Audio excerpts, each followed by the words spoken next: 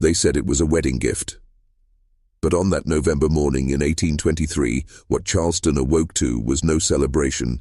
It was a blood-stained pact. A document sealed with the crest of Colonel Thaddius Ravencraft was found beside 7 empty shackles, abandoned in the dirt like shed skin. Those shackles had belonged to enslaved men and women, vanished without a trace in the night. The mayor would later call the document the most damning piece of evidence of human calculation I have ever witnessed. But even those words were too small, because what the colonel had signed was not a gift. It was a surrender, a contract so grotesque that it still whispers through Charleston's soil, as though the land itself refuses to forget. To understand what happened, you need to see the mask the colonel wore, the mask of a war hero, landowner, patriarch, a man carved from the stone of Southern honor. To his peers, he was untouchable, a 6-foot figure with grey eyes that cut through silence and a voice that commanded obedience. He had survived the War of 1812. He had been granted land, respect, and influence. He had built an empire of cotton across 3,000 acres of South Carolina soil. And yet, when he met Cordelia Peton, a savannah heiress with beauty sharpened by cruelty, his empire became a stage for something darker than profit or prestige. Their marriage was celebrated as destiny itself, the soldier's honor bound to the merchant's fortune. Guests whispered of power consolidated, of dynasties secured. But inside the Ravencraft mansion, behind the gilded curtains and velvet upholstery, Cordelia whispered something else. She asked for a wedding gift that no woman had ever dared request. Not pearls, not land, not jewels. She wanted people, not just ownership, but complete dominion, 5 souls torn from their families given to her alone, not to serve, but to be tested. And the colonel, a man who had commanded soldiers, signed his name to it. That night the pact was sealed. That night the shuffling of chains turned into silence. And by dawn, Charleston was standing over shackles still warm from flesh, staring at the red smear of ink, or blood, beside the colonel's seal. You are not supposed to hear this story. It was buried, bought, and silenced for nearly 200 years. But you're here now, and once you descend into this truth, you will not climb back out unchanged. Charleston County in 1822 was more than land and cotton. It was a theater of masks. Mansions rose like fortresses, each one built on the bones of those who were never meant to be remembered.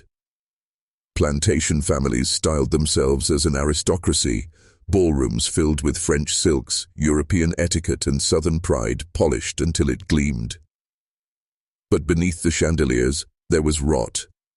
A system engineered not just to profit from labor, but to crush the human will until obedience became instinct, and no one embodied that paradox more than Colonel Thaddius Ravencraft.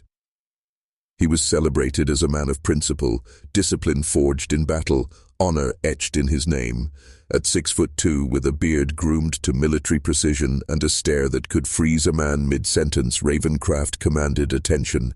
He kept ledgers tighter than sermons, records not only of cotton yields but of the men, women, and children forced to produce them. He noted their strengths, their weaknesses, and their value in dollars. He adjusted those values like stock prices, month after month. To him, a plantation was not soil and sweat. It was an empire of human currency. Cordelia Peton saw this clearly the first time she stepped onto Ravencraft land. She was not like other Southern daughters whose lives were measured by lace, china, and gossip. She had been raised in Savannah, inside a household where cruelty was not hidden. It was accounted for. Her father had made his fortune not only in cotton, but in the trade of flesh itself. She grew up with auctions as background noise, with ledgers of human lives on the same table as dinner plates. By the time she was a woman, her beauty was a mask stretched over an intellect sharpened by exposure to systemic brutality.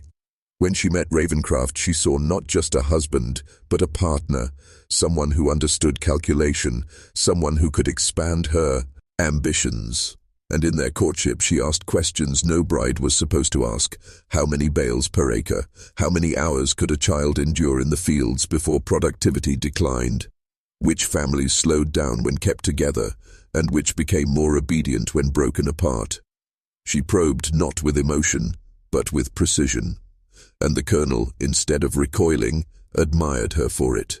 Their union was whispered about as a perfect marriage of honor and wealth, but what guests toasted as destiny was in truth an alignment of cruelty, two minds cut from the same cloth, one forged in war, the other raised in commerce of flesh. Together, they would birth something darker than either could have imagined alone. It was October of 1822. The air was heavy with the weight of approaching storms, thunder crawling low across the fields of Ravencraft's plantation. Inside his private study, a chamber lined with military maps, family portraits, and thick ledgers bound in leather, Colonel Ravencraft sat across from his bride-to-be. Cordelia's hands rested neatly on the polished oak table. Her voice was calm, measured, as if she were discussing flower arrangements or music for the reception.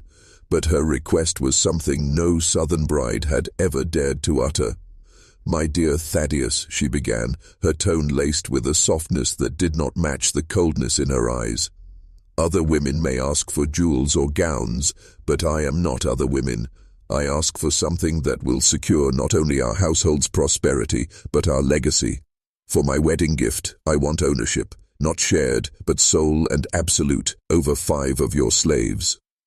The colonel's chair creaked as he leaned back, his eyes narrowing. Wives might manage household servants, yes, but to claim outright ownership of field hands independent of her husband's authority, that was unheard of. It threatened the very structure of patriarchal order. But Cordelia pressed forward, sliding a leather portfolio across the desk. Inside were detailed notes, names, ages, skills, family ties, each life dissected as if part of an experiment. "These 5, she said, tapping the pages with delicate fingers, are the perfect group. One is a blacksmith of rare skill. Another, a woman with knowledge of herbs and medicine.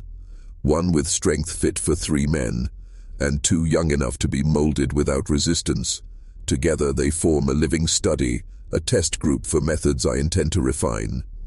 Her words were precise, clinical, terrifying. She spoke of efficiency, of productivity, of breaking family bonds to replace loyalty with obedience. She described practices we whispered about in Cuba and Brazil, methods too extreme even for the brutal South, techniques of psychological fracture, forced breeding, and punishment that left no visible scars, but tore apart the soul. The colonel listened, his mind caught between the old order and this new radical cruelty. Yet he was intrigued. Cotton prices were unstable. Planters across the South whispered of falling margins. If Cordelia's methods could increase productivity, then her cruelty was not madness, it was strategy. That night, under the flicker of oil lamps, he signed his name to the arrangement. 5 souls were transferred into Cordelia's absolute control. With one stroke of ink, honor bent to ambition. And from that moment, the wedding was no longer a celebration, it was a ritual of possession. The paper itself was nothing, a single sheet, already yellowing, its ink fading even as the quill dried. But in the eyes of the colonel, and in the trembling hands of the men who gathered in that candlelit room, it was more powerful than any musket, more binding than any oath sworn in church. The agreement was simple. 7 slaves, each one broken in body yet alive in spirit, were to share the colonel's wife, to possess her, to degrade her, to transform her from mistress of the estate into their captive. No lawyer had drawn this up. No court would recognize it. This was a covenant of power, of revenge, of something darker than law could ever touch. What is most unsettling is how the colonel presented it, not as a punishment for her disobedience, nor even as a spectacle for his enemies to whisper about. He spoke of it as necessary, a test of loyalty, a reshuffling of order, a ritual. And so the men, those 7 slaves whose chains still clinked against the wooden floor, were made to place their hands upon the table, not to sign. They could not read nor write, but their fingerprints, smudged in ash and wine, became the marks of consent. His wife, her face pale but unblinking, was made to witness. The candles flickered as if the very air recoiled from what was being written into history. This was not an agreement meant for parchment. This was an agreement written into flesh, sealed not with ink but with humiliation, and it would not remain hidden for long. Because when an arrangement like this exists, it has a way of crawling out of shadows, and once it does, it consumes not just a marriage, not just a family, but an entire dynasty. The house was silent, yet every corner breathed with dread. The slaves had not been freed of their chains. The iron links dragged along the floor as they were led inside. Their eyes, some filled with confusion, others with something darker, never left the colonel's wife. She stood at the center of the room, her silken gown clinging to her body as though it, too, wanted to escape. Her face revealed nothing, no tears, no screams, no outward collapse. But silence is sometimes louder than a cry, and in that silence hung the collapse of a world. The colonel sat in a high-backed chair watching. He poured himself whiskey, his hands steady, his lips unmoving. To him, this was not lust nor jealousy. It was something far colder, a dismantling of hierarchy, a rewriting of ownership. The first slave stepped forward. His hands shook as he reached for her. Whether it was fear, hatred, or anticipation, no one could say. The others followed one by one, until the ritual had begun. The walls seemed to close in, the candlelight throwing monstrous shadows across the plaster, twisting men and women into grotesque shapes. It was not merely her body that was being undone, it was the colonel's legacy, his dynasty, his bloodline. By delivering his wife into their hands, he had carved open a wound that could never be sealed. When it was over, the house did not return to silence. It pulsed with a new kind of noise, an unspoken knowledge. The wife, now more spectre than woman, walked away without a word.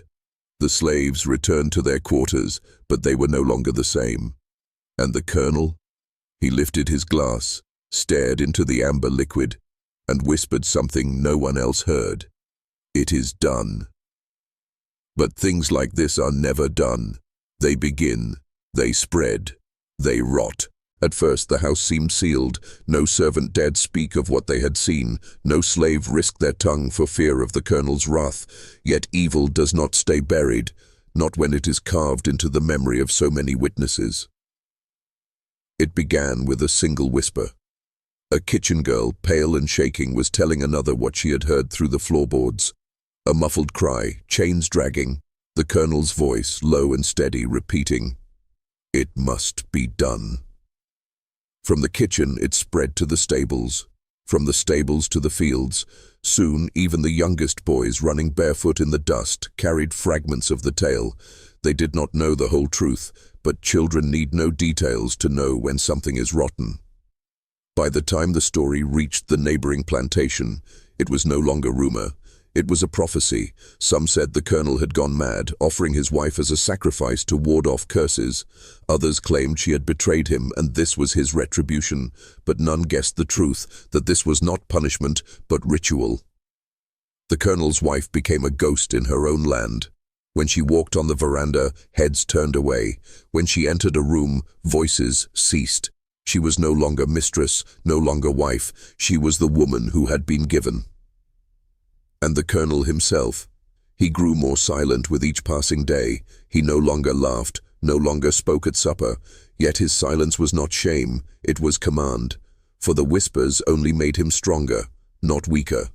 Because fear, once born, spreads faster than fire. And the colonel understood this better than anyone. The story was no longer just about his wife, it was about him.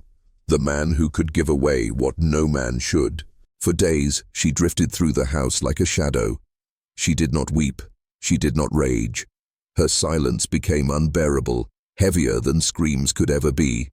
The servants avoided her eyes, the slaves lowered their heads. Even the colonel, who once held her as both trophy and possession, began to feel her presence like a blade pressed against his throat. At first he mistook her silence for defeat, a woman broken, spirit dissolved. But he was wrong. Silence is not always surrender. Sometimes it is a calculation. The wife began to move differently. She lingered in doorways, listening. She touched the chains that still hung in the cellar, her fingers tracing iron as though memorizing it. She whispered in the ears of the housemaids, not with words of sorrow, but with questions. "Do you believe he can protect you?" Her beauty, once ornament, became something else. Sharp, unsettling, a mask that concealed the storm underneath. And when the slaves crossed her path, something passed between them, not pity, not shame, a recognition. It was as though the agreement had shifted ownership. She was no longer only his wife. She had become theirs as well, and in that shift, her silence grew teeth. The colonel still believed he was in control, but each night, as he sat with his whiskey and his hollow victories, she watched him with eyes that no longer belonged to a victim. They belonged to something waiting, something patient, something that would strike when the moment came. It began small, almost invisible. A hand left too long upon a slave's shoulder, a glance held across a crowded hall, a question whispered just loudly enough for others to overhear. "Do you think he owns me still?" The colonel's wife had learned that rebellion did not need swords nor fire. It began in the mind, quiet, creeping like smoke through a locked door. She fed it carefully, not with rage, but with suggestion. To the housemaids, she spoke of his cruelty, how he drank more each night, how his eyes grew hollow. A man like that cannot protect even himself. To the overseer, she offered honeyed words about loyalty, asking whether it was wise to follow a master who had no heirs. And to the 7 slaves who had touched her body, she gave looks that carried more weight than any order. We are bound now, not by him, by each other. The estate shifted, not with thunder, but with murmurs. Servants began to obey her as though she were still mistress, but in a new way, quietly, secretly. With loyalty the colonel no longer commanded. The slaves, once broken, now walked with heads slightly higher, shoulders slightly straighter. The colonel sensed it, though no one dared tell him. At supper, he saw the way her eyes met theirs. At dawn, he saw how the workers fell silent when she entered. She was weaving something dangerous, something unseen. And for the first time, the colonel felt it. Fear. Not one of her screams, for she had none, not of her tears, for she had buried them, but of her silence sharpened now into defiance. He had given her away, but in doing so he had set her free in a way he could never control. The colonel had built his estate upon control, iron bars, iron fists, and iron silence.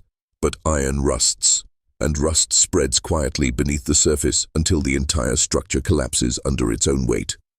His wife understood this. Every look she gave, every word she whispered, was a seed, and seeds once planted cannot be uprooted. The kitchen girls no longer brought him food first. They delayed, just enough for the whiskey to bite deeper into his stomach before the bread reached his hand. The stable boys neglected his horse, leaving it restless, untamed, a reflection of the chaos brewing inside the house. Even the overseer, once a loyal dog, hesitated before carrying out orders, as if waiting to see whether she approved. And the slaves, those 7 men who had been made into instruments of humiliation, now carried themselves differently. They no longer flinched at his footsteps. When the colonel entered a room, they did not avert their eyes. They looked through him as if he were already a ghost. He tried to reassert control, raised his voice, cracked his whip, barked commands, but his words no longer struck like thunder. They fell flat, like stones in a dry well. At night, when he lay in his bed, he could hear them. Not footsteps, not chains. Whispers, whispers crawling through the halls, through the cracks in the floorboards, through the air itself. He could not make out the words, but he knew they were about him. His dynasty, his bloodline, his power. It was slipping through his fingers, and what terrified him most was this. The enemy was not at his gates, the enemy was within his walls, and it all began with the agreement he thought no one would dare speak aloud. The colonel once ruled with certainty. His commands were law, his presence unshakable, but certainty is a fragile thing, and in the silence of his halls it began to rot. He woke in the night to sounds he could not explain. A door creaked, though no one passed, chains rattling in the cellar, though no hand touched them, and always, the faint murmur of voices, not loud enough to understand but close enough to feel against his skin. By day he drank more. He stared too long into the eyes of his wife, searching for cracks, but finding only calm. Her silence was no longer submission, it was mockery. Each glance of hers told him, "You are not the master here, Not anymore. The servants moved differently around him. They bowed but too quickly as though to hide their smirks. They answered his questions with too much politeness, their voices too careful, their words chosen not from fear, but from theater. And the slaves, those 7 shadows of his own making, were the worst of all. When he crossed the yard, they watched him with a stillness more threatening than any rebellion. They did not raise a hand, they did not speak, but their silence was louder than drums of war. The colonel began to wonder if the house itself had turned against him. He found doors unlatched that he swore he had bolted. He smelled smoke, though no fire burned. He saw his reflection in the hall mirror tilt its head half a second after he moved. His legacy was not under siege from the outside. No army approached, no rival rose against him. His enemy was invisible, surrounding him at every hour, pressing closer each night. It was his wife's silence, the slave's stares, the servant's whispers. It was the agreement itself, alive now, feeding on him. And it was only a matter of time before it devoured him whole. For weeks she had spoken little. Her silence had been her weapon, sharper than any blade, but even a blade must eventually strike. It happened one evening at supper. The colonel sat at the head of the long oak table, his glass of whiskey trembling faintly in his hand. The servants moved with calculated slowness, placing food before him, then before her. He noticed it. Hers came first. Always hers now. She lifted her fork, but did not eat. Instead, she looked across the table, her eyes steady, unblinking, the candlelight carving her face into something both beautiful and terrible. And then she spoke. "Do you believe they still fear you?" The words were not shouted. They were not bitter, not venomous. They were soft, almost tender, but their weight struck like stone. The colonel froze. The servants lowered their eyes. The slaves outside, though they could not hear, seemed to sense the shift in the air. He tried to laugh, but the sound broke in his throat. He slammed his glass against the table, whiskey spilling like blood across the wood.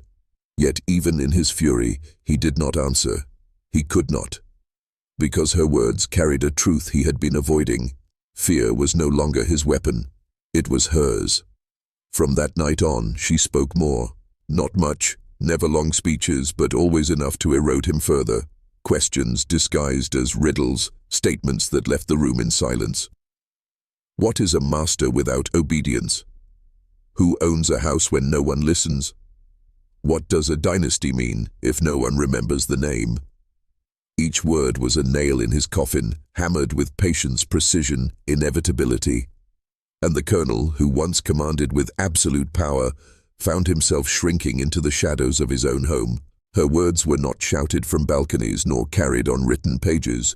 They traveled in a subtler way, slipping from servant to slave, from slave to field hand, from field hand to the neighboring estates. At first, it was fragments. She asked him if they still fear him. Then, she said a house is nothing if no one obeys. Soon, her questions became proverbs, repeated in whispers at dawn and by firelight at dusk. The colonel's wife had become more than a woman. She had become a voice, and voices cannot be chained. In the kitchens, the maids repeated her riddles until even the youngest among them spoke of the master with thinly veiled mockery. In the fields, men bent over cotton murmured her words under their breath as though they were scripture. By the time the stories reached other plantations, she was no longer merely a wife. She was a prophet of rebellion. And the colonel? He could feel it in the way visitors looked at him. Their smiles lingered too long, their eyes carried curiosity more than respect. They had heard. They all had heard. The agreement, once unspeakable, had become the seed of his undoing. The act that was meant to prove his power had instead dissolved it. At night, when he tried to drink himself into silence, he found her voice in every corner, not because she spoke often, but because others repeated her words until the air itself seemed to echo them. Who owns a house when no one listens? It was no longer her defiance alone. It was defiance multiplied, magnified, spread beyond his reach. And with every whisper, the Colonel's dynasty bled a little more. The Colonel had weathered battles, storms, and rival men, but nothing had ever unnerved him like the quiet war his wife waged with her voice. He began to plot her silence. Not rashly. He was too calculated for that. At first he considered locking her away in the upper rooms, far from servants and slaves. But what good would that do? A silenced woman behind a locked door only breeds darker stories. Then he considered exile, sending her north to distant family where her words would carry no weight. Yet even as the thought crossed his mind, he saw the flaw. Her absence would speak louder than her presence. People would ask why, they would answer how, and rumor would grow into legend. And so, darker thoughts stirred. He imagined the cellar, the ropes, the river that cut through the back of the land. A body carried away, gone without trace. He even whispered it once, late at night, staring into his glass. One disappearance, one burial, and silence returns. But when he looked at her, when she sat across the table, her back straight, her eyes calm, her presence unbroken, he hesitated. For deep down he knew the truth. It was already too late. Her voice no longer belonged to her alone. It lived in whispers, in echoes, in the mouths of slaves and servants and neighbors. Killing her would not silence it. It would crown her. And the Colonel realized something that made his blood run cold. He was no longer deciding whether she lived or died. He was deciding how much of him would die with her.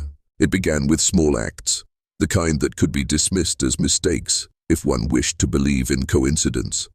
A wagon left unhitched, its wheel rolling into the mud. Tools are misplaced in the fields, slowing the harvest. Keys missing from the cellar door, found later in the ashes of the hearth. The Colonel noticed them all. One or two might have been chance, but patterns leave no room for chance. And at the heart of every shift, every delay, every spark of disobedience was her. She never lifted a hand, never gave an order aloud, but her presence, her eyes, her silence turned to words were enough to move men and women like pieces on a board. One night, the slaves refused to enter the fields after dusk. They claimed to hear voices, hers they said, calling them back to the house. When the Colonel confronted them, demanding obedience, their reply cut through him like steel. "We answer to her now." The walls of his dynasty shuddered. Servants who once bowed now hesitated. Overseers, once loyal, faltered in their commands. Even the air seemed different, charged with a storm waiting to break. His wife no longer needed secrecy. She walked the halls openly, her head high, her silence now replaced with words too sharp to ignore. "You cannot command what no longer belongs to you." The agreement he had thought unholy but binding had unraveled into something he could never have foreseen. Rebellion, not from outside but within. And for the first time the Colonel's estate felt less like his home, and more like a prison he could not escape. The breaking point did not arrive with fire or blood, it arrived in silence. On the evening of November 9th, the Colonel rang the iron bell that summoned the field hands back to their quarters. It was a ritual, unbroken for years, his command echoing across the fields, his slaves filing into line like shadows. But that night, no one moved. 200 men and women stood in the dark fields, motionless, their faces hidden by night, their silence deafening. The Colonel shouted. His overseers raised their whips. Still, nothing, no flinch, no obedience. Only the sound of the wind dragging across cotton stalks like the hiss of serpents. Then a voice, clear, firm, and impossible to mistake, rose from the line. "We are hers." The overseers hesitated. They looked at each other, waiting for orders that no longer carried weight. Some lowered their whips. Others stepped back entirely, afraid to strike what now felt untouchable. The Colonel stormed into the line himself, seizing one man by the collar. But when he met his eyes, he saw not fear, only resolve, burning cold and immovable. All around him the silence deepened until it became unbearable. Not a silence of submission, but one of decision, the kind that means something is about to shatter forever. When he turned back toward the mansion, he saw her, standing at the top of the steps, her white dress barely lit by lantern light. She raised no hand. She gave no command. Yet her presence pulled the field to her like the tide obeys the moon. That night, the colonel realized the truth. His authority was no longer his wealth, his land, his dynasty, it all belonged to her. And the pact he had thought secret was no longer hidden. It lived in every heart on his plantation. It began with smoke. The colonel awoke to the smell before the alarm reached his ears. A cry from the servants, the clanging of the courtyard bell, then the unmistakable glow rising against the horizon. His cotton fields, his empire of white wealth, burned under the cover of midnight. He rushed outside, his boots sinking into damp earth, his voice cracking through the chaos. But the slaves did not run with buckets, did not form lines to douse the flames. They stood in clusters, their faces lit by orange firelight, their bodies still, their silence deeper than the blaze itself. The overseers shouted. No one moved. Even the strongest men, the ones who could carry barrels of water on their backs, stood motionless.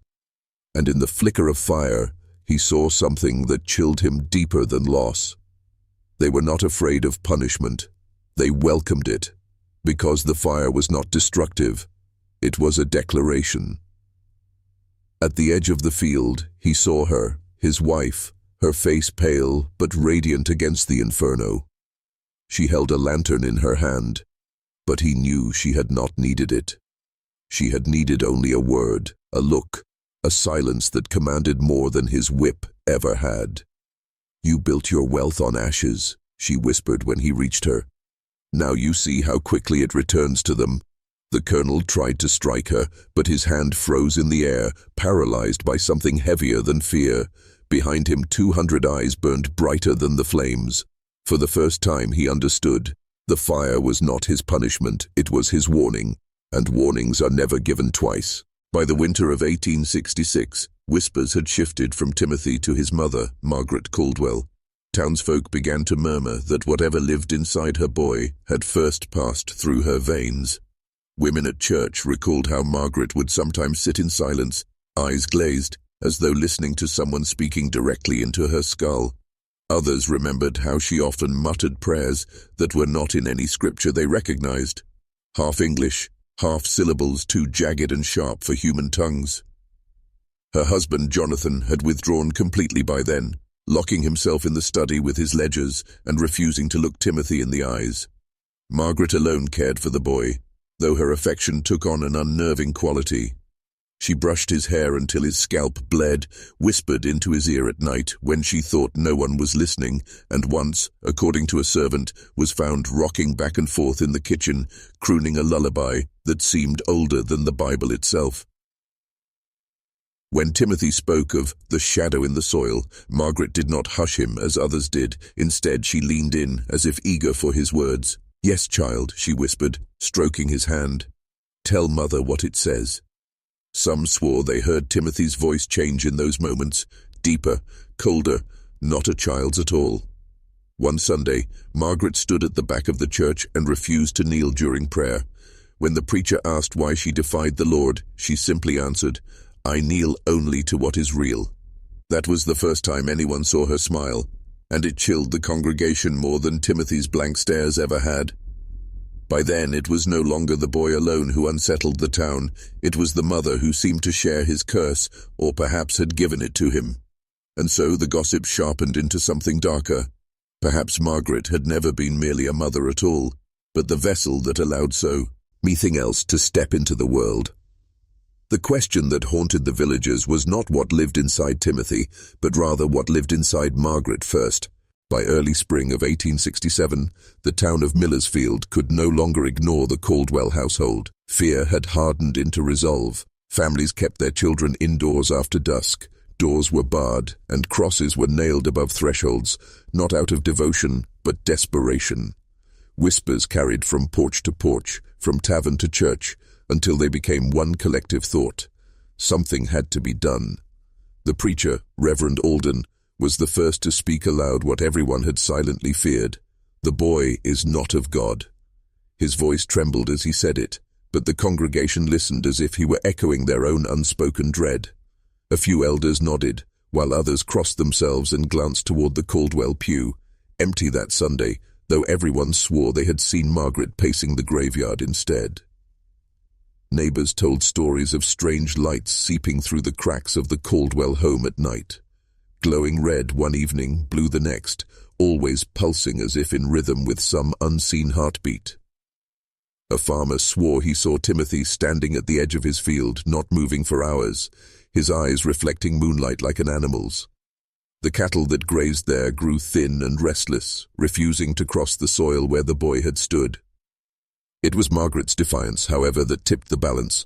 When approached by townsfolk offering prayer and charity, she laughed, a harsh, hollow sound, and told them, "Your prayers are too small. My son listens to a greater power." The statement spread like wildfire, mutating in retelling until it sounded less like arrogance and more like a threat. By April, a small council of men gathered at the tavern, their faces drawn tight, voices low but urgent. Some demanded Timothy be taken to the church and exorcised. Others muttered that fire was the only way to cleanse a curse so deep. No one dared speak too loudly, for fear that Marguerite, it or worse, Timothy, might already be listening. Still, the conclusion was clear. The Caldwell boy had to be confronted, not out of cruelty but out of survival. To the villagers, he was no longer a child to be pitied, but a shadow to be erased before it swallowed them all. Yet as they plotted, the unspoken dread remained. What if it wasn't just Timothy? What if the very soil of Millersfield had already been claimed? On the night of June the 4th, 1867, 7 men from the town council walked up the dirt path to the Caldwell home. They carried no torches, only lanterns, their faint glow trembling against the blackness that pressed in around them. It was said the air grew colder the nearer they came, as if the house exhaled its own winter. Jonathan Caldwell did not answer the door. In fact, no one had seen him for weeks. Some whispered he had gone mad and locked himself in his study. Others believed he had abandoned his family altogether. It was Margaret who opened the door. Her face, gaunt and pale, seemed carved from wax in the lamplight. She looked at the men not with fear, but with a quiet, unnerving calm. "We've come for the boy," Reverend Alden said, his voice firm but shaking beneath the weight of what he asked. Margaret tilted her head slightly, as if she hadn't heard him. Then she smiled, a small, knowing curve of the lips. "He's not a boy," she said softly. "Not anymore." Behind her, in the shadowed hallway, stood Timothy. His eyes reflected the lantern light, not with the innocence of a child, but with the cold gleam of polished glass. He said nothing. He only stared. One of the men, a farmer named Elias, muttered a prayer under his breath, clutching the crucifix around his neck. But the words seemed to falter, like breath lost to wind. Margaret stepped aside. "If you wish to take him," she said, "then you must step inside. But I warn you, this house has already chosen who it belongs to." The men hesitated. No one moved. The lantern flames flickered wildly, though no wind touched them. A low sound hummed from somewhere deep within the house, like the earth itself groaning. And in that moment, every man on the porch felt the same terrible truth. They were not confronting a child, nor a mother, nor even a family. They were standing before a threshold where something far older had taken root. Still, Reverend Alden lifted his lantern and stepped across the doorframe. The moment Reverend Alden stepped inside, the air thickened, as though the house itself inhaled and sealed its lungs shut around him.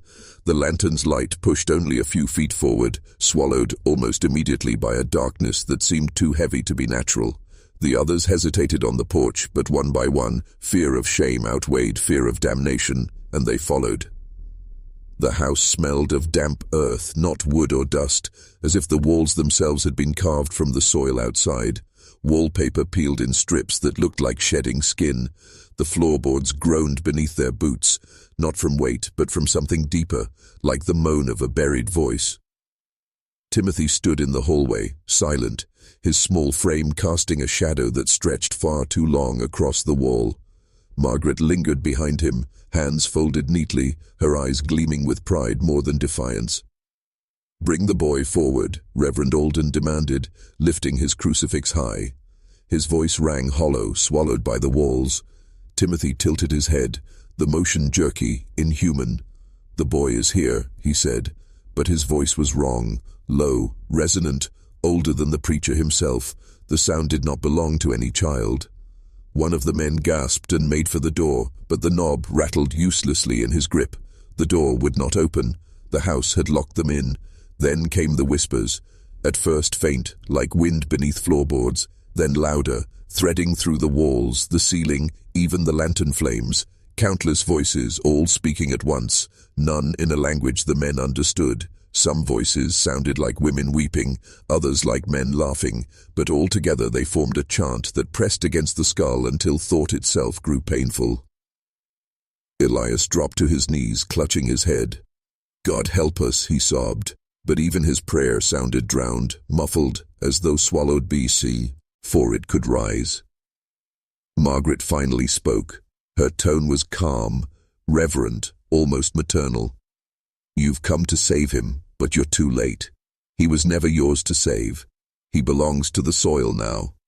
And as Timothy stepped closer, the lantern light revealed that his bare feet left wet prints across the wood, not of water, but of mud, dark and red-tinged, as if the earth itself bled wherever he walked. The mud prints grew darker with every step Timothy took, spreading across the floorboards in veins that pulsed as if alive. Reverend Alden gripped his crucifix tighter, his knuckles white, his lips trembling as he forced out scripture. "The Lord is my shepherd." But before he could finish, Timothy's eyes flashed a pale, unnatural white, and the crucifix grew hot in the preacher's hand. Alden screamed, dropping it as the metal burned his flesh. The cross clattered to the floor, its glow dimming like a candle suffocated of air. That was when Elias, desperate and shaking, rushed forward with his lantern raised high. "Back, demon!" he cried, swinging it toward Timothy. The flame flared as if it might consume the boy, but then, just inches away, the lantern shattered. Not against the wall, not against the child, but in the air itself. The glass fell in glittering shards. The fire snuffed as though drowned in water.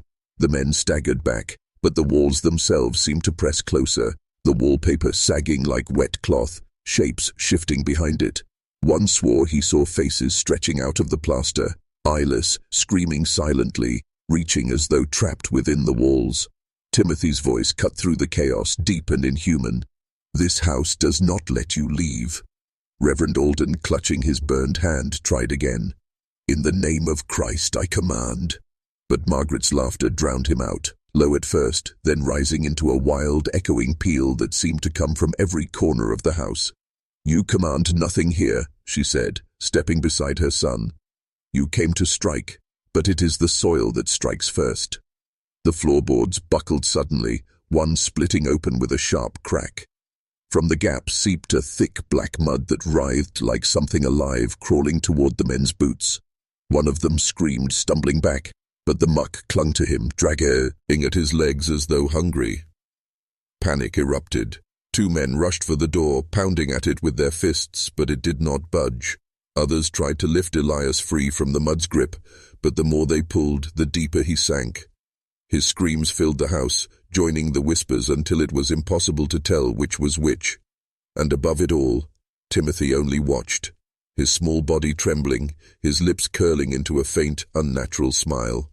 Elias's screams choked off in an instant as the black mud surged over his mouth and dragged him down through the floorboards. The men pulling him back staggered away in horror, their hands slick with something thicker than earth, warm, metallic, and stinking of blood.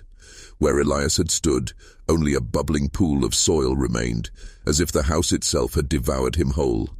The survivors stumbled back, colliding with furniture that seemed to shift on its own. A chair toppled, not from clumsy feet, but as though shoved by unseen hands. The wallpaper bulged, swelling in grotesque shapes, faces pressing out, mouths opening in silent screams before sinking back into the wall. Reverend Alden tried once more, his voice breaking as he raised his bandaged hand.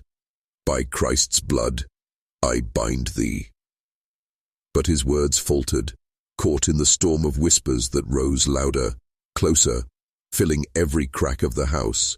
It was not one voice but many, layered and endless, as though the earth beneath Millersfield spoke with every buried mouth it had ever claimed. Margaret stepped forward, her face illuminated by the guttering light of a fallen lantern. She looked almost radiant, as though the madness in her eyes was a kind of devotion. "Do you see now?" she asked softly. "The soil does not bury. It keeps. It remembers." One of the farmers broke then. Dropping his lantern, he hurled himself against the locked door, pounding until his fists bled. But when the door finally gave way with a splintering crack, there was no escape beyond, only more blackness. A corridor that had never existed before stretched out where the porch should have been, vanishing into shadow that breathed like a living thing. The man screamed and fled into it, his voice echoing as he disappeared. The others never saw him again. The remaining councilmen clutched each other in terror, their prayers tangled and frantic, and no longer coherent words but babbling pleas. And Timothy, small, fragile Timothy, stood in the center of it all, his tiny chest rising and falling in calm rhythm, his eyes reflecting not lantern light, but something deeper, something burning beneath the earth. "The soil has chosen," he whispered, though the voice was not his. It rumbled low, ancient, like stone grinding against stone. "And it is not finished."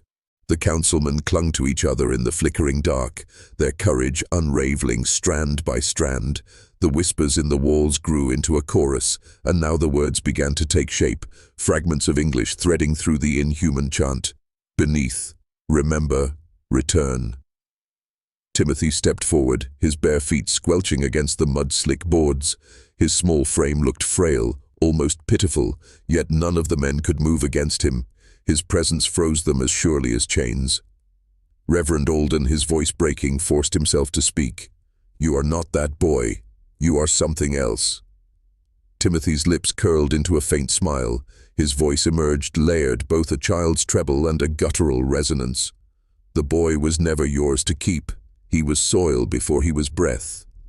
At this, Margaret fell to her knees, clutching her son as if he were both child and God. Her face glowed with rapture. "He is the mouth of the earth," she whispered. "Through him, the ground speaks." The floor groaned again, boards splitting wider. Mud seeped upward, rising now in thick veins that pulsed like arteries. Shapes moved inside it, arms, fingers, faces pushing outward only to sink back again, as though the earth itself carried every soul it had ever swallowed. The men recoiled, gagging at the stench of rot. One councilman broke from the group, screaming incoherently, and swung his lantern at Timothy. The glass burst against the wall, flames spilling across the wallpaper. For a moment, light filled the room, and what it revealed turned their blood cold. Behind Timothy stretched a shape too large for his body, a towering silhouette, distorted, its limbs unnaturally long, its head bent low as if forcing itself through him.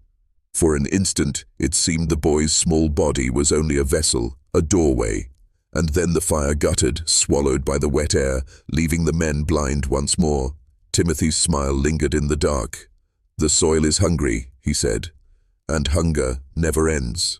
The house began to heave as though it were alive, the floorboards swelling like ribs under a giant's breath. Mud surged upward in waves, flooding across the room. The men screamed as it clung to their legs, dragging them down with a strength no human hand could resist.